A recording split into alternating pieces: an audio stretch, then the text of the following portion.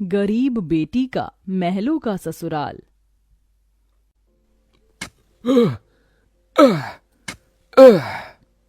तपती धूप में वह गरीब किसान खेतों में फावड़ा चला रहा था। उसके माथे से तर तर पसीना बहे जा रहा था। तभी गंगा गमछा उठाकर पिता का पसीना पोंछती है। बाबा, आपके माथे से कितना पसीना बह रहा है। आप थक भी गए हैं, थोड़ी देर आराम कर लो। फावड़ा मुझे दो। गंगा को खेत में फावड़ा चलाते देख सेवक राम की आंख भर आती है।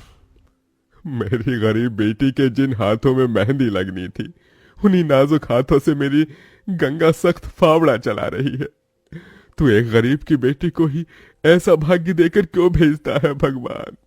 एक गरीब के जीवन की सबसे बड़ी दुविधा बेटी को ब्याहना होता है। ये कहानी है ऐसे ही किसान सेवक राम की, जो बड़ा गरीब है। उसकी दो बेटी गंगा और अंजू हैं। यूं तो सेवक राम ने गंगा के लिए कई रिश्ते ढूंढे, मगर भला एक गरीब की बेटी का हाथ कौन थामना चाहता है। किसी तरह से उनका जीवन कट रहा था। सेवक राम, उसकी बूढ़ी पत्नी जानकी और दोनों बेटी सारा दिन तपती धूप में खेत में काम करते रहे। शाम को खेत का मालिक ब्रिज वहां आया। अरे ओ सेवक राम, सारा खेत जोत दिया? जी ब्रिज बाबू, खेत भी जोत दिया और बीज भी बो दिया। ये ले, तेरे परिवार की आज की दिहाड़ी 250 रुपए।